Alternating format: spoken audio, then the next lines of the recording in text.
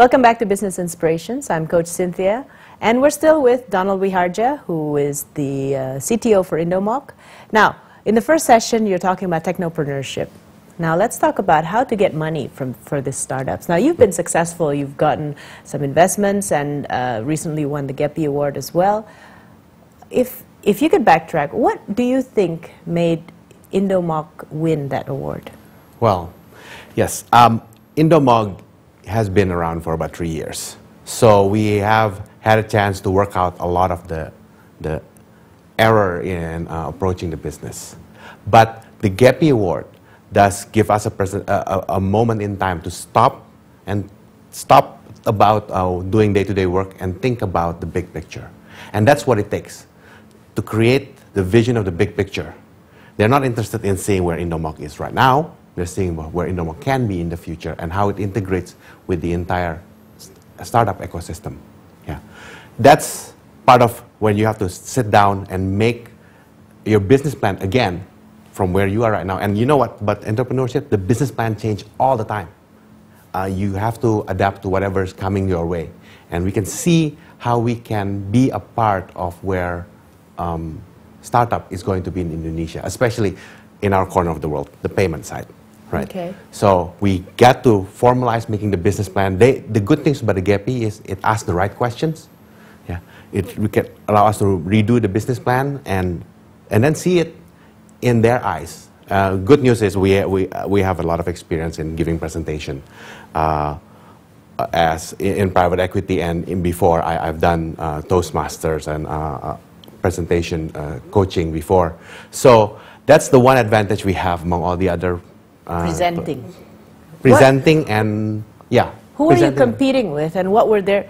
I mean, what were their the presentations like? Do you think compared to yours? What is a typical technopreneur, technologically based presentation compared to what a business-based technopreneur presentation is like? We are given only 15 minutes, and in 15 minutes, you really can do about 15 slides, and you really have to get the right 15 slides in front, the one that the judges would like to know about.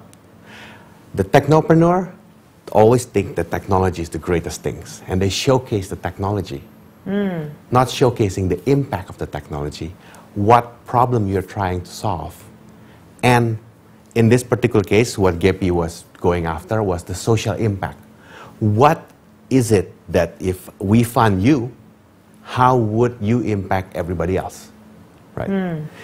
There were two actually of the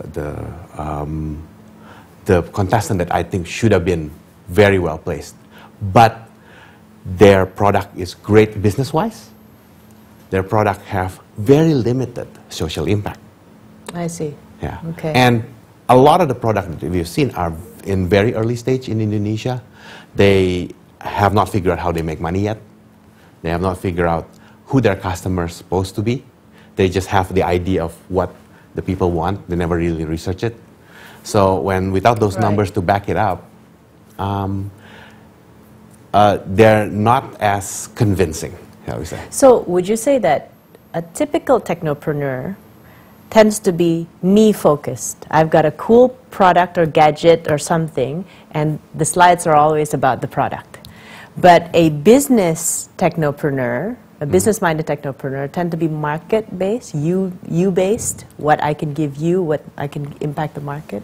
Yes, I think in overall, if I generalize, you have only like 1 or 2 slides where you basically showcase, here's what the product does. Okay. Right. This is the technology behind the product. That's it. Okay.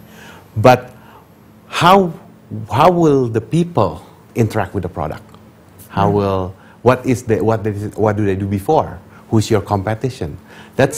Those are the things that you should showcase, and of course the impact of your product. So a typical technopreneur is so deep in the technology itself. Sometimes they lost the audience, the judge, right? They're blowing off these technical jargons, unless you've been there for a few years. Let me tell you, half my original slide goes to the dumpster. I see. I have the same problem. Yeah, but isn't it, maybe as a techie, you would just have to create those slides, and you know that you're going to throw it away, but you just have to get it out of your system?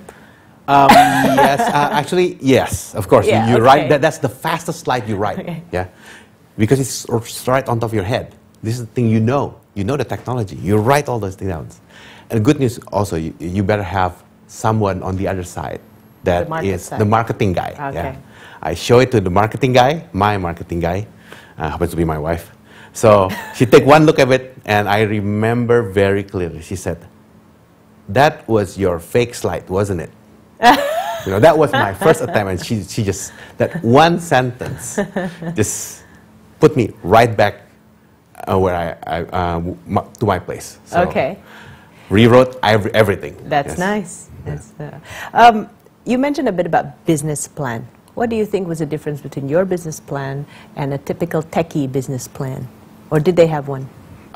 Most of the techie do not have a business plan. Yeah. How crazy it is. You know how to pitch your product. You got the elevator pitch done right. You can make someone drool in 1 minute. Then the guy said, "Okay, so how are you going to make money out of this thing?" And then he said, "I have no idea." Right. No, that doesn't work. You got to have at least some attempt of how it all could tie together to make money, right? Okay, it may not be what get executed in the future. Yeah, I tell you, the first version of INDOMOG business plan wouldn't have worked, right? But you have to have a plan. They would like to think that you know that you have to have a plan. And they may change it later. They may wouldn't change it. Right? You have to change it. Venture capital never buy on the plan. They buy on a team that know that there has to be a plan, right? Yes. So that kind of shows off your business thinking process, Yes, aside from that you're mature technology enough. side. And yes, the thing about INDOMOG is we are made of mature folks. We're much older than the average technopreneur.